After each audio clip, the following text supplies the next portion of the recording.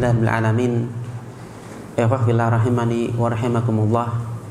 Allah Subhanahu wa taala pertemukan kita kembali dalam kajian rutin kita. Adapun untuk pekan ini insyaallah kita akan membacakan kitab Al-Aqidah Al-Wasithiyah tulisan Al-Imam Ibnu Taimiyah rahimahullahu taala. Salawat dan salam tidak lupa semoga tercurah kepada panutan kita, uswah kita Nabiullah Muhammad sallallahu alaihi wasallam serta keluarga beliau, para sahabat, kemudian umatnya yang senantiasa istiqamah dalam menghidupkan sunnah-sunnah beliau. Ada sedikit gangguan. Ya.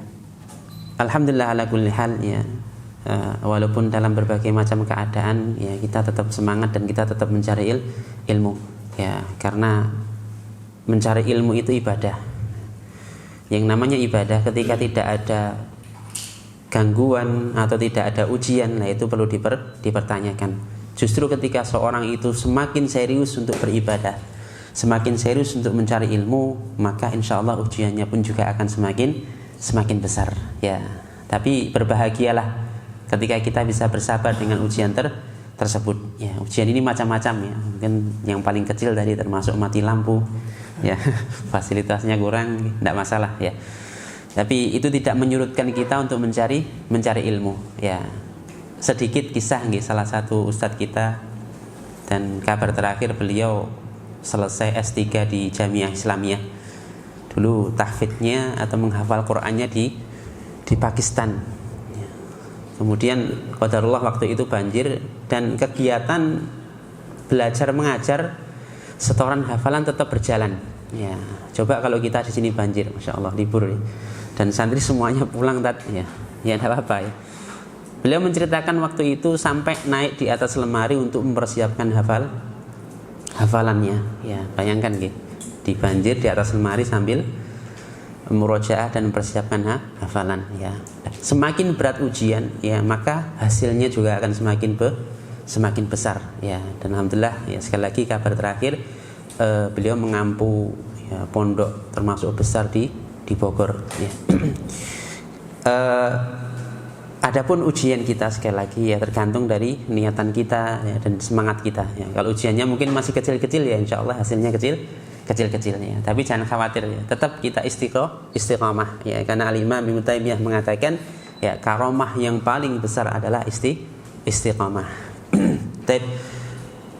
Hadirin rahimakumullah, pada pertemuan kali ini insya Allah kita akan membahas 2 ayat. Jadi sedikit-sedikit tapi insya Allah berfaedah ya.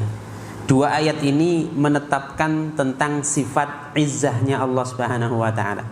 Izzah bisa diartikan kemuliaan, tapi pada pembahasan ini izzah diartikan keperkasaan. Nah, sifat keperkasaan ini mutlak Allah Subhanahu wa taala yang mempunyai kesempurnaannya. Adapun keperkasaan kepada makhluk itu adalah keperkasaan yang terbatas ya. Dan nanti kita akan temukan di sini bahwasanya Allah juga menetapkan sifat keperkasaan kepada manusia. Maka sekali lagi ahlu sunnah wal jamaah itu menetapkan apa yang Allah tetapkan dan mengingkari apa yang Allah dan Rasulnya ingkari ya.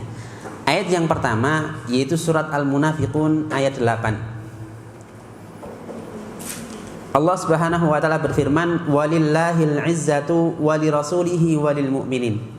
Dan kepunyaan Allah al-izzah, keperkasaan, walirasulihi dan rasulnya, walil mu'minin dan orang-orang yang beriman. Perhatikan di sini. Allah menetapkan sifat perkasa pada dirinya. Yang kedua, Allah menetapkan sifat perkasa kepada rasulnya dan juga kaum mukminin. Ya, cuman sekali lagi kita ketahui ya, sifat perkasa yang dipunyai atau yang Allah berikan kepada makhluk berbeda dengan sifat perkasanya Allah Subhanahu wa taala. Hadirin rahimakumullah, ayat ini ya, turun ketika orang-orang munafik mereka mengatakan la irja'na ilal Madinah la yukhrijannal a'azzu minhal adal. Sekiranya nanti ketika kita kembali ke Madinah, orang-orang perkasa akan mengeluarkan orang-orang yang lemah ya. Yang mereka maksud orang-orang munafik adalah Rasul dan para para sahabatnya. Ya, mereka merasa perkasa. Ya, mereka merasa bisa mengusir Rasulullah Shallallahu Alaihi Wasallam. Maka dibantah oleh Allah, walillahil izzah, dan kepunyaan Allah lah keperkasaan, wali rasulihi walil mu'minin, dan juga orang-orang yang beriman, ya juga Rasulullah dan orang-orang yang beriman. Fillah, konsekuensi dari perkataan orang kafir munafik ini apa? Justru mereka lah yang akan diusir oleh orang-orang yang perkasa. Karena Allah telah menetapkan keperkasaan kepada Rasul dan para sahabatnya. Ya, ini kata-kata yang balik mereka sendiri. Ya. Kemudian wafillah, dalam memahami sifat izzah Allah Subhanahu wa taala, ya, keperkasaan Allah Subhanahu wa taala, para ulama ya memahaminya atau maknanya dengan 3 makna. Ya, dan 3 makna ini hanya khusus bagi Allah Subhanahu wa taala. Ya, makanya nanti kita bisa membedakan ya, sifat izzah keperkasaan yang Allah berikan kepada makhluk berbeda dengan sifat keperkasaan yang Allah punyai. Makna yang pertama, izzatul qadr. Apa makna izzatul qadr? Maknanya bahwasanya Allah Subhanahu wa taala dzu qadrin azizin, punya kedudukan yang perkasa. La nadhira lahu, yang mana tidak ada tandingannya sama sekali. Jelas nggih? Tadi keperkasaan Allah itu adalah tidak ada tandingannya. Sekarang keperkasaan makhluk ada tandingannya enggak?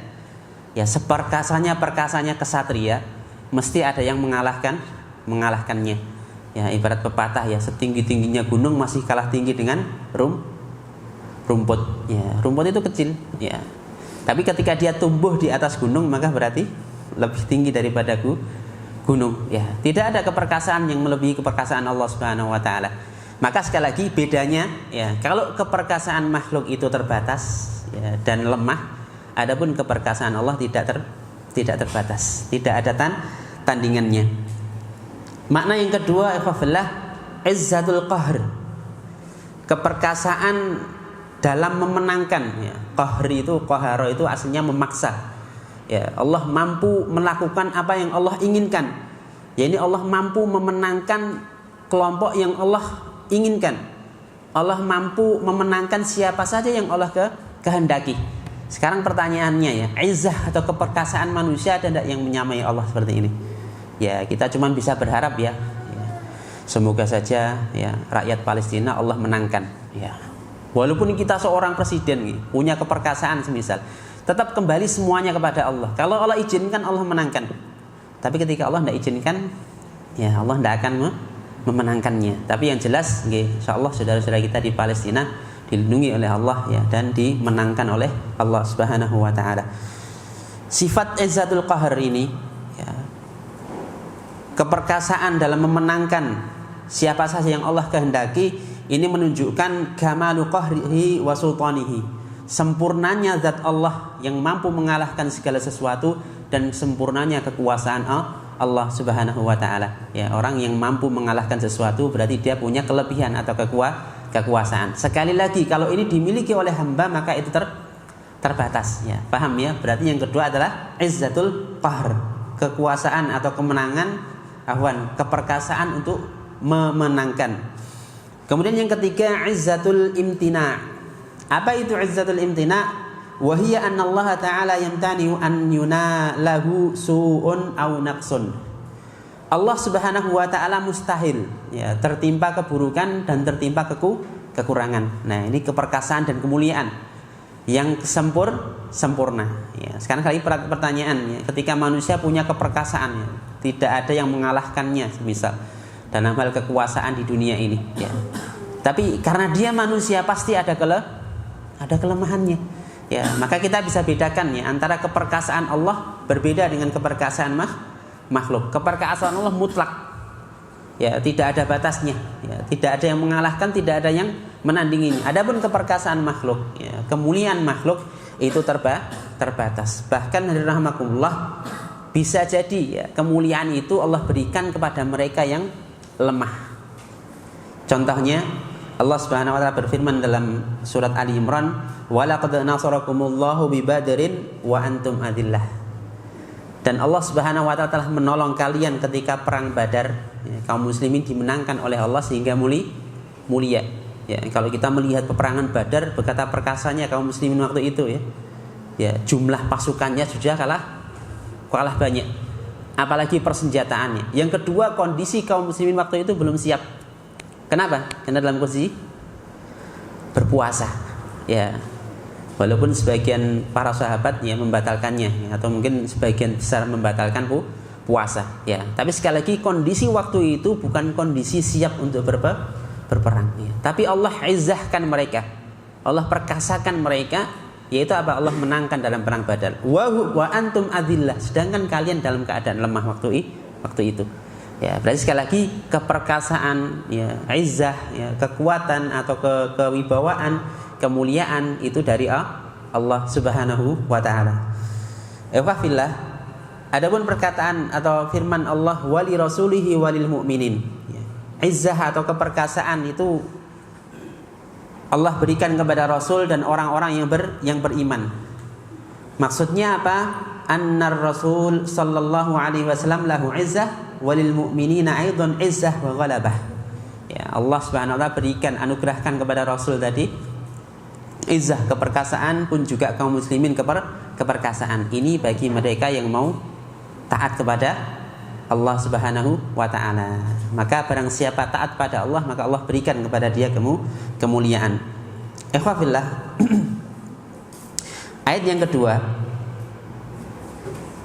Allah berfirman dalam surat Shad menceritakan tentang iblis, fa bi'izzatika, maka demi keperkasaan Engkau ya Allah, la ughwiyannahum ajma'in, benar-benar akan aku sesatkan mereka semuanya. Ya, ini ucapan iblis, dia bersumpah dengan apa? Izzahnya Allah Subhanahu wa taala, dengan keperkasaan Allah Subhanahu wa taala. Ya, sekarang pertanyaannya ya, kalau ada manusia yang mengingkari sifat Allah Subhanahu wa taala, ya, apakah dia lebih tahu daripada iblis? Ya, iblis itu sampai komunikasi dengan Allah, berbicara kepada Allah Subhanahu wa taala. Ya. Berarti apa? Hakikatnya iblis lebih tahu ya, hakikat Allah daripada manusia. Lalu iblis saja yang paling tahu. Dia menetapkan Allah mempunyai sifat termasuk sifat izzah. Ya, maka rahimakumullah ya, manhaj yang benar yang insyaallah lurus adalah sebagaimana manhajnya para salaf, yaitu menetapkan apa yang Allah dan Rasulnya tetapkan. Maka ketika iblis mengatakan fa bi'izzatika la ughwiyannahum ajma'in, ini iblis ini serius ya. Ya, demi keperkasaan Kau ya Allah, la ughwiyannahum, benar-benar, ini taukid ya. Ada dua taukidnya. Penekanan lam taukid sama nun taukidnya. La ughwiyannahum ajma'in, benar-benar akan aku sesatkan mereka semuanya. Ini janji iblis ya. Maka sekali lagi iblis itu tidak main-main ya, ketika menyesatkan manusia. Ya, ketika ada orang yang bisa menyesatkan manusia, menjadikan dia berlaku maksiat, ya, apa iblis katakan dalam ayat? Itu biasa. Ada yang bisa menjadikan orang terjerumus dalam satu maksiat, kata iblis, itu biasa. Ya. Tapi ketika datang kepada iblis, ya, saya berhasil menjadikan si fulan berzina, kemudian hancur keluarganya. Diacungi jempol sama iblis. Ya. Jadi iblis tidak akan ridho seorang itu taat kepada Allah Subhanahu wa taala. Maka ketika iblis berjanji seperti ini, Allah balas dalam ayat lain, inna ibadi laisa laka alaihim sultan. Ya, sungguhnya hambaku, kalian engkau iblis tidak punya kekuatan sama sekali. Illa manittaba'aka minal ghawin, kecuali orang yang mengikuti kamu daripada orang-orang yang ghawin. Apa itu orang yang ghawin? Ya, kata Syekh Abdurrahman As-Sa'di, orang yang mengetahui kebenaran tapi meninggalkannya. Banyak enggak? Banyak gitu. Ya, harus ngaji suwe ya, tahu kebenaran malah dilanggar. Wah, ini gowin namanya. Dan ini berpotensi untuk disesatkan oleh syaitan, berpotensi menjadi teman syaitan nanti di neraka sa'ir. Ya, makanya hati-hati ya. Kata Syekh Abdurrahman As-Sa'di mentafsirkan ayat ini, inna ibadi laisa laka 'alaihim sultan. Sungguhnya hambaku, ya, kamu tidak mempunyai kekuatan apapun terhadap mereka. Maksudnya apa? Tumiluhum bihi ila ma tasha min anwa'id dhalalah. Kata Syekh As-Sa'di, engkau memalingkan mereka sesuai dengan kehendakmu kepada kesesatan. Ya, kamu tidak punya kemampuan wahai iblis ya, menyesatkan mereka. Bisa babi karena sebab kata beliau ubudiyatihim ya, ibadah mereka kepada Allah Subhanahu wa taala, wa inqiyadihim li awamirihim, dan patuhnya mereka terhadap perintah-perintah Allah Subhanahu wa taala, ya. Maka ketika kita taat pada Allah, ya, taat pada perintah Allah, berarti apa? Ada penjagaan di sana dari Allah Subhanahu wa taala. Jangan remehkan ketaatan walaupun sedikit, ya. Jangan remehkan ketaatan ataupun mungkin ibadah walaupun itu kecil di hadapan kita. Karena kita tidak tahu, ya, wafillah, ya, dari mana Allah memasukkan kita surga. Bisa jadi karena amalan yang sepele di hadapan manusia. Kemudian beliau melanjutkan, a'anahumullahu wa 'asamahum minasyaitan, dengan sebab ketaatan mereka kepada Allah, ya, ibadah mereka kepada Allah, kata beliau, maka Allah melindungi mereka dan menjaga mereka, menolong mereka dan menjaga mereka dari syaitan. Ya, sebenarnya mudah, ya. Salah satu contohnya dialog antara Rasulullah dengan iblis. Ya, waktu itu Rasulullah bertanya berbagai hal yang menjadikan iblis kuat, apa senjatanya iblis, ya, ini diceritakan dalam hadis yang panjang, ya. Di antara salah satu yang menarik dan ini cocok untuk para santri, ya, Rasulullah bertanya, bagaimana kondisimu ketika mendengar, ya, umatku membaca Al-Quran ikhlas lillahi ta'ala? Apa kata iblis? Badan saya terasa terbakar dan seakan-akan terasa meleleh, ya. Dan saya rasakan waktu itu saya ingin lari sejauh-jauhnya. Lah, kalau kita ikhlas dalam membaca Quran, ya, walaupun mungkin belum paham maknanya, insya Allah iblis akan nyingkir. Baru baca Quran 1 lembar nguapnya 10 kali. Wah, ini mungkin tidak ikhlas mungkin, ya. Ya, iblisnya di samping ngipas-ngipasi misalnya. Ya, makanya ikhlas itu penting, ya. Tidak masalah, tidak banyak dulu, ya. Yang penting lillahi ta'ala. Itulah kekuatan ikhlas. Dan bisa jadi para peruqyah, ya, yang mereka lurus, ya, meruqyah itu kok langsung bereaksi. Ya, sekali lagi ini satu karena pertolongan Allah Subhanahu wa taala. Yang kedua karena keikhlasan. Ya, betapa kuat dan dahsyatnya efek daripada keikhlasan. Sama ketika kita mencari ilmu, ya. Orang mencari ilmu yang didasari karena keikhlasan, dia akan sampai. Ya. Dan yang kedua akan Allah mudahkan untuk memahami ilmu, ya. Tapi ketika seorang mencari ilmu bukan karena Allah Subhanahu wa taala, wis dia rugi di dunia, ya. Kalau tidak tobat di akhirat tidak akan mencium baunya surga. Wis ini sudah jatuh tertimpa tangga. Taib illa manittaba'aka, kecuali orang yang mengikuti engkau, kata Syekh Abdurrahman As-Sa'di, faradhiya biwilayatika wa ta'atika badalan min ta'atir rahman. Maksudnya orang yang mengikuti engkau wahai iblis, kata Syekh As-Sa'di, ridho dengan kepemimpinan iblis, ya. Kemudian apa? Taat dengan perintah-perintah iblis, ya. Syekh Abu Bakar Al-Jazari, seorang ahli tafsir, ketika menafsirkan satu ayat, ya, setan itu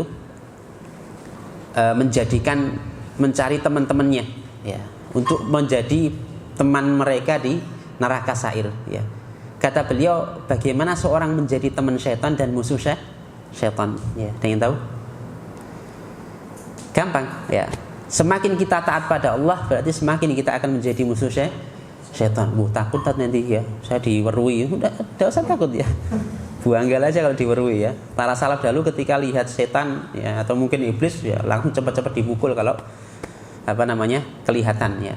Dan tidak ada ceritanya generasi salaf itu takut sama seperti itu. Sekarang saya masih takut, ya, monggo dilatih. Dan latihan tidak harus tidur di kuburan, ya. Kurang gayan, ya. Mending tidur di rumah aja, enak, nyaman, ya. Kemudian minal ghawin illa manittaba'aka, kecuali orang yang mengikuti engkau, ya, ridho dengan kepemimpinanmu, taat kepada engkau iblis, minal ghawin, dari kalangan orang-orang yang ghawin. Kata beliau, ghawin diddur rasyid, kebalikan dari orang yang berakal. Fahuwal ladzi arafal haqqa wa tarakahu. Nah, ini kata kita tadi, ya. Kata Syekh As-Sa'di, al-ghawin itu adalah yang tahu kebenaran dan meninggalkannya. Maka rahmakumullah, sekali lagi, ilmu yang kita pelajari itu hendaklah kita amalkan sesuai dengan kemampuan kita, ya. Karena amal atau mengamalkan itu tergantung kepada istitoah. Perhatikan di sini, jangan sampai kita tidak cari ilmu gara-gara terpengaruh, ya. Sampean sudah ngaji lama-lama tapi ilmu tidak diamalkan. Hati-hati sampean. Yo, ya. Nanti kalau saya banyak ngaji, berarti banyak yang tak amalkan. Terus nggak ngaji wis, malah parah nanti ya. Ya, perhatikan nggih, Syekh Muhammad bin Abdul Wahhab ya, memasukkan pembatal yang ke-10. Ya, al-i'rad an sabilillah. Berpaling dari jalan Allah Subhanahu. Maksudnya apa? Ya, kata beliau, orang yang tidak mau ngaji. Ya.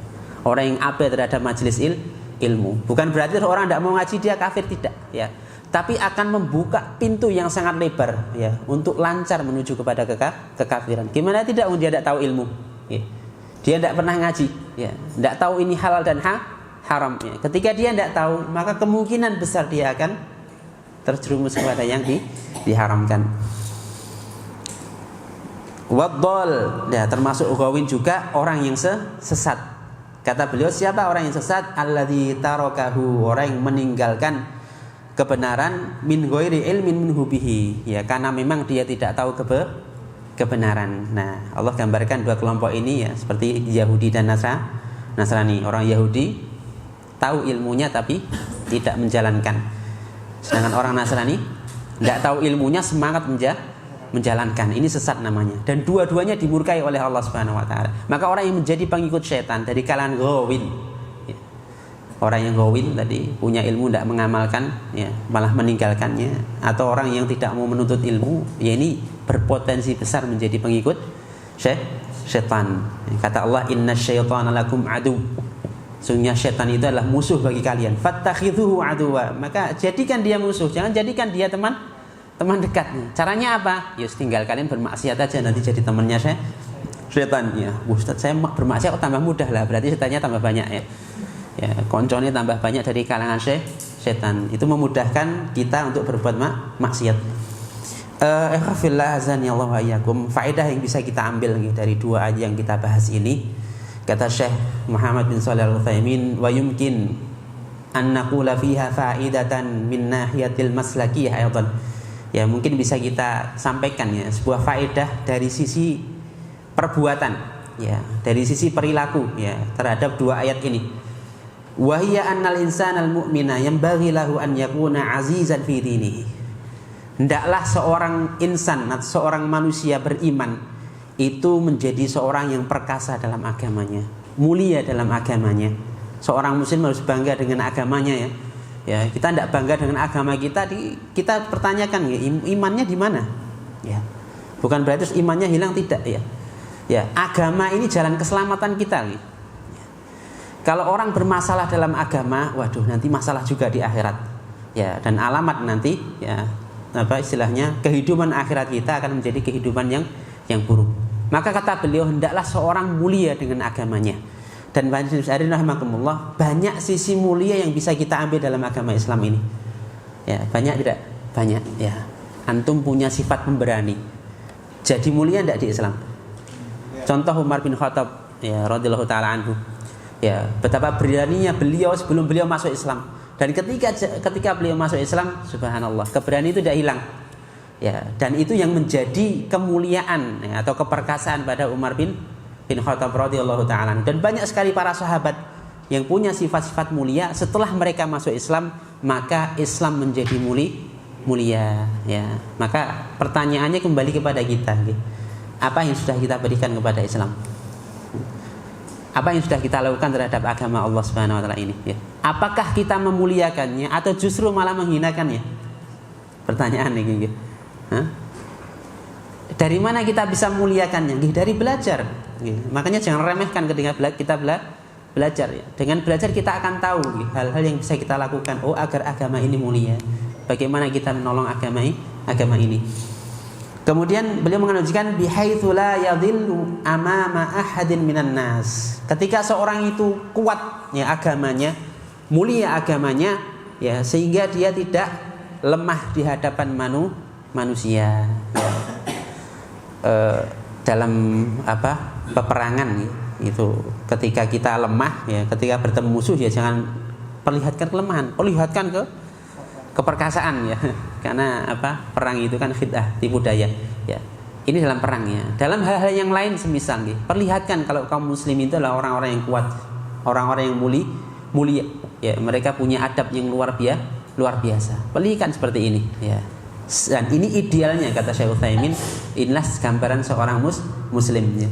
Kainan mangkana, siapapun dia. Ya, hendaklah kita jangan merasa lemah di hadapan manusia siapapun orangnya. Ini sebagai bentuk faedah kita beritibak kepada sifat izzah keperkasaannya Allah Subhanahu wa taala. Ya. Jadi ya semoga Allah melindungi kita ya. Ya, walau dengan orang yang baru ngaji tegas, sampean itu tidak boleh seperti ini. Wah, ya, kalau ada orang yang semisal punya wewenang atau kekuasaan, ini insya Allah ada fatwanya kok. Ini insya Allah ada dalilnya. Kita tak carikan dulu. Masya Allah, rusak agama ini ya. Ya, izzah kainan mangkana, punya keperkasaan, ya, kemuliaan siapapun orangnya. Ya, selama dia taat pada Allah, ya maka berarti ya kita baik dengan dia. Selama dia menyimpang dari perintah Allah Subhanahu wa taala, maka kita luruskan sesuai dengan kemampuan kita. Illa 'alal mu'minin, kata beliau, ya, kecuali kepada sesama mukmin. Apa kata Allah? Ya, termasuk sifat orang yang Allah cintai, adzillatin 'alal mu'minin, 'izzatin 'alal kafirin, ya. Kalau kita mau berfaedah, ya, mengambil faedah dari sifatnya Allah Subhanahu wa taala al-izzah, maka hendaklah apa? Kita punya izzah di hadapan siapapun kecuali orang-orang beriman ya. Maka kita merendah di hadapan saudara kita ya, tidak meninggikan suara ya, saling mengasihi saudara kita ya. Fayakunu azizan al kafirin. Sebaliknya kalau dengan orang-orang kafir ya, maka dia harus punya kekuatan atau punya wibawa ya, menjadi kuat di hadapan mereka. Jangan lemah ya, jangan munduk-munduk. Wah, naudzubillah ya. Seperti itu. Dzalilan 'alal mu'minin ya, bersikap lemah lembut terhadap sesama mukmin. Ini faedah yang bisa kita ambil dari dua ayat ini. Kalau kita ingin meneladani sifat Allah keperkasaan, maka praktekkan dalam diri kita. Ya, siapapun orangnya, ya kita jangan sampai merendahkan agama kita. Kita jangan sampai merendah di hadapan manusia, dan sesama muslim kita saling menyayangi. Wallahu taala alam. Ya, mungkin ada yang ditanyakan, ada yang kurang paham. Tafadhol.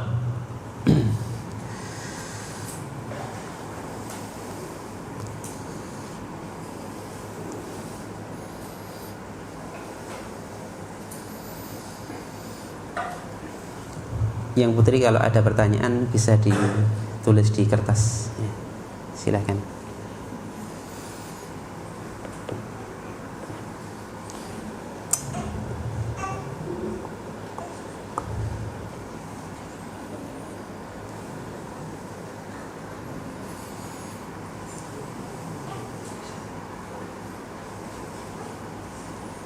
Apa, Bro? Tanya, Bro.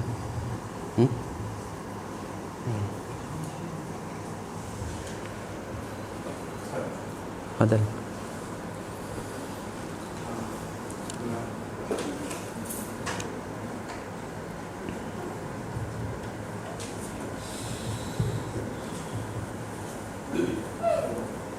Tentang sikap kita dalam berperang, tidak boleh menunjukkan kelemahan kita.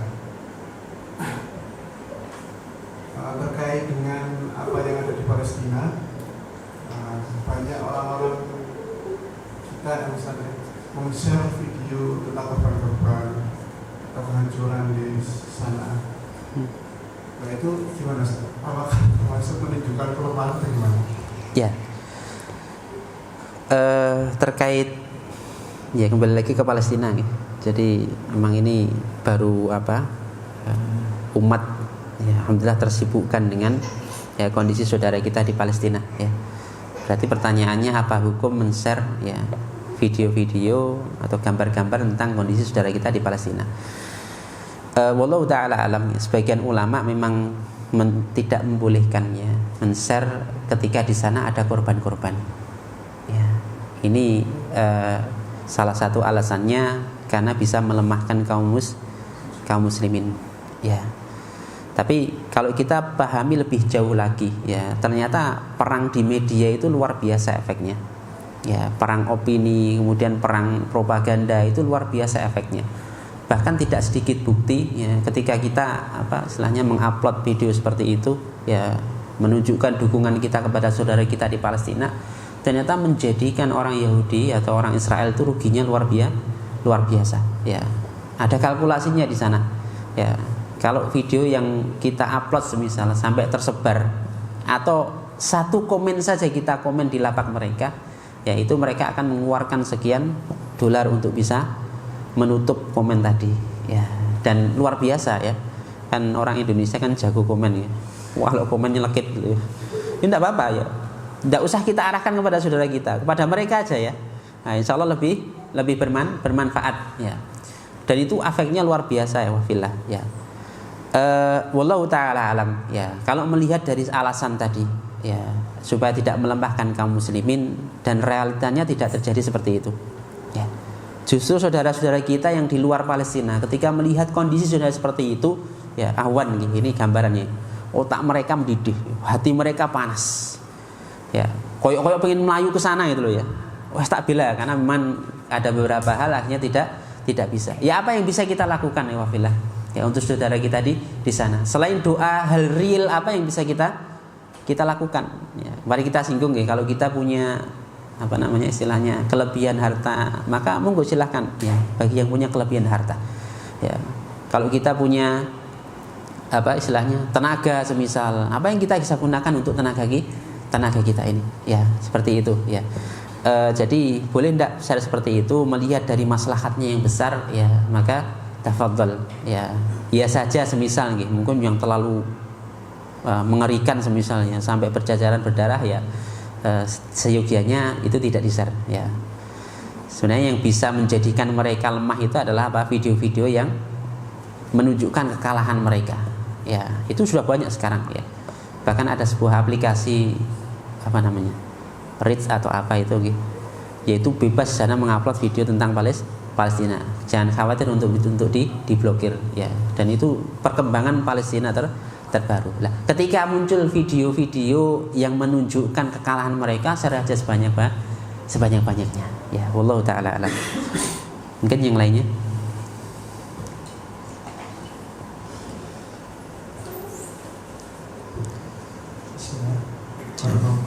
Barakallah.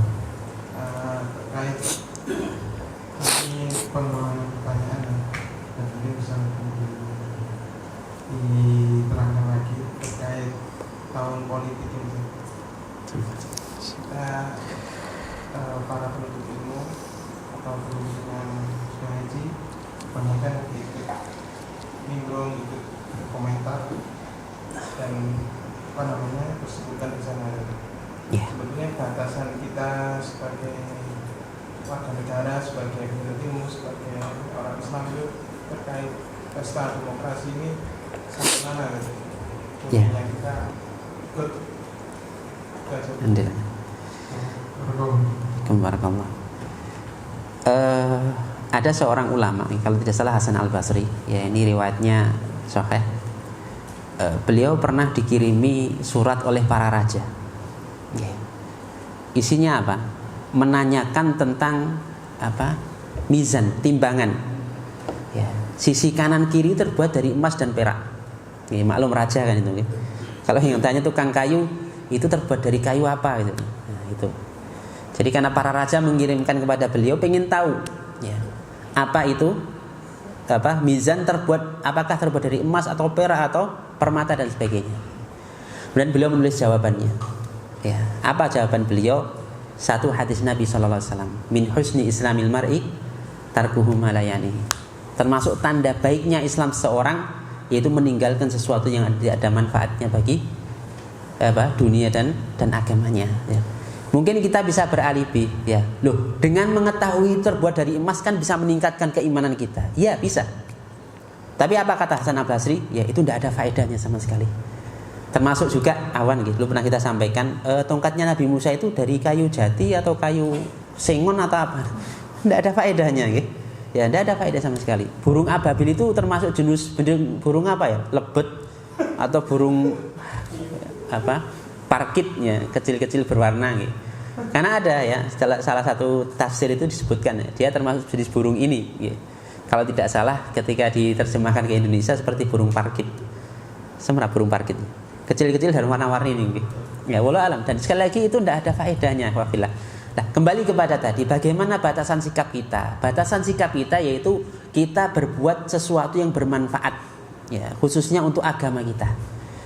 Sekarang pertanyaannya, nimbrung dalam hal-hal sesuatu yang kita tidak punya kapasitas itu bermanfaat enggak? Tidak ada manfaatnya. Ya. Justru malah menjadikan kita sibuk dan sesuatu yang tidak ada manfaatnya. Ya, ikhwafillah, terkait dengan ini ya, pemilihan umum. Ya, sekali lagi ya, dulu pernah kita sampaikan ya, negara kita menjamin bagi mereka yang memilih, yang kedua bagi mereka juga yang tidak memilih. Ini jaminan dari negara. Ya. Maka kalau kita mau menggunakan jaminan ini silahkan. Kita tidak menggunakan jaminan ini, kita tidak memilih juga silakan. Ini dilindungi oleh undang-undang. Ya, paham nggih? Iya saja antara memilih dan tidak kita akan pertanggungjawabkan nanti di akhirat. Ya, misal kita milih ternyata, ya, jadi misal, setelah jadi mendukung kemaksiatan, gimana kira-kira? Itu bukan salah saya lah. Kenapa Anda bergabung? Ya. Karena setiap amal itu akan ada konsekuensi kita tanggung jawab nanti di akhirat, sekecil apapun. Kan cuma nyoblos bus gitu aja ya. Itu ada tanggung jawabnya nanti. Ya, maka seorang mukmin dia akan berpikir yang saya lakukan ini bermanfaat bagi saya di akhirat atau di dunia juga bermanfaat atau enggak. Ya, sekiranya justru malah membahayakan, ya sudah saya tidak melakukannya. Kan enak gitu. Islam tidak membebani kok. Ini manfaat tak lakukan. Ini tidak manfaat saya tinggalkan. Ya, paham ya? Seperti itu. Terus mungkin terkait, nanti kalau sudah jadi pemimpin, kok kita harus samina wa ta'na taat. Ya. Gimana kira-kira jawabnya? Kita tidak dibebani bagaimana cara mereka naik gitu. Ya. Berpedoman kepada hadis umum ya, la ta'ata fi maksiatil khaliq, la ta'ata fil makhluk, la ta'ata li makhlukin fi maksiatil khaliq.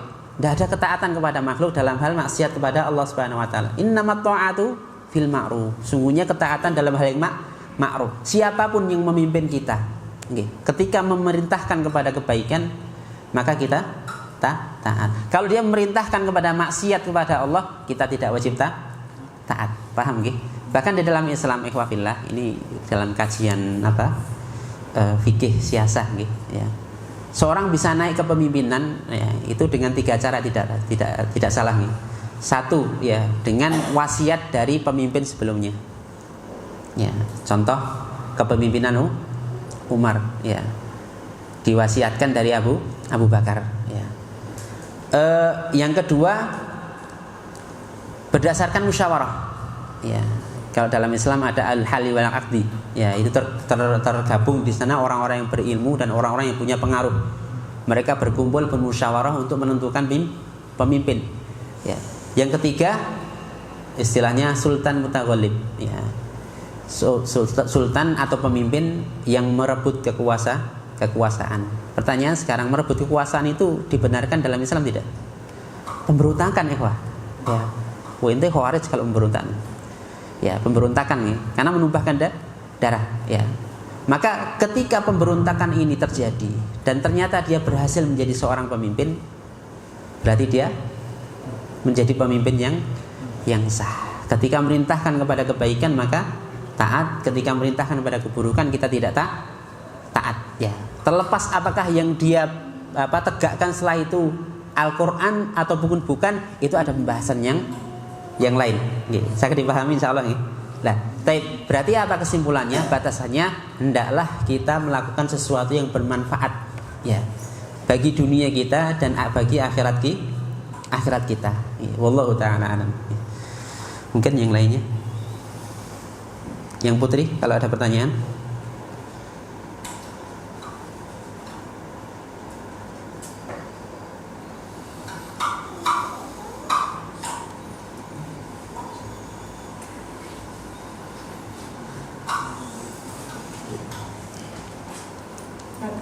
Ada berkaitan dengan tahun baru nanti malam itu menurutnya.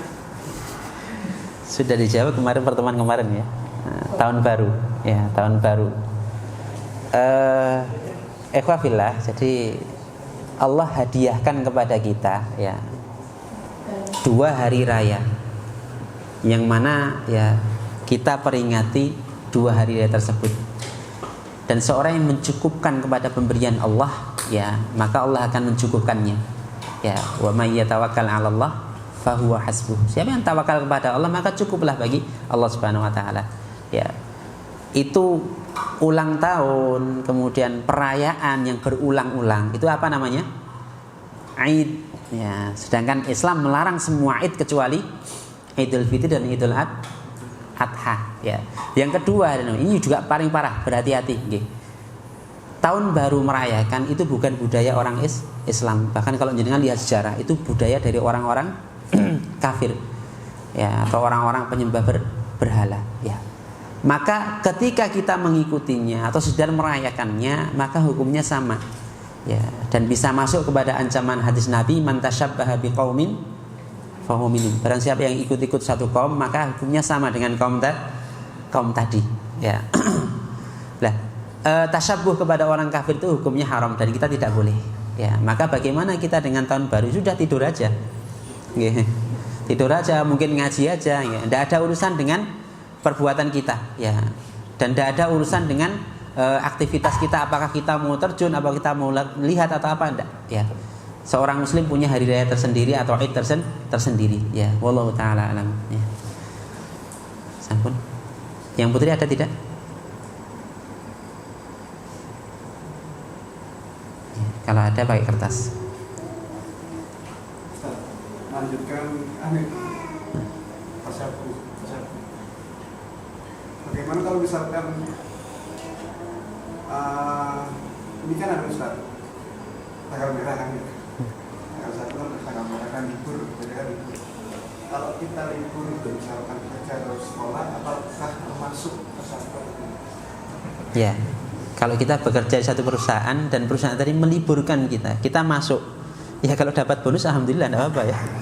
Tapi masalahnya kan tidak dapat bonus sama sekali gitu loh. Ya, saya tidak ingin tasyabuh kok, saya tak masuk kerja, masya Allah, ini karyawan luar biasa ya. Ya, ikhwafillah, sekali lagi, bisa jadi ya, libur untuk tahun baru sekali lagi ini adalah keputusan dari pemerintah. Ya, dan ingat pemerintah itu cakupannya luas ya. Karena kita mereka melihat berbagai macam golongan dan sebagainya. Maka mereka menetapkan libur. Ya, kalau sudah mereka menetapkan libur, ya sudah berarti kita ya ikut libur saja. Ya, karena memang tempat kita kerja kita libur dan itu tidak dianggap kita tasyabuh dengan orang kafir. Ya, kecuali ketika liburan tadi, ya kita ikut perayaan mereka. Nah, ini termasuk tasyabuh. Okay. Tapi tidak apa-apa kalau masuk kerja, bisa jadi calon karyawan teladan. Baik, yang lainnya?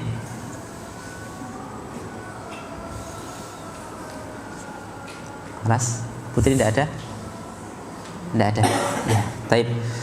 Semoga sedikit ini bermanfaat, ya. Dan semoga Allah mudahkan kita untuk mengamalkan al-haq dan menjauhi al-batil. Agar majelis ini diberkahi oleh Allah Subhanahu wa taala, kita tutup dengan doa penutup majelis. Subhanakallahumma rabbana wa bihamdika asyhadu an la ilaha illa anta. Assalamualaikum warahmatullahi wabarakatuh.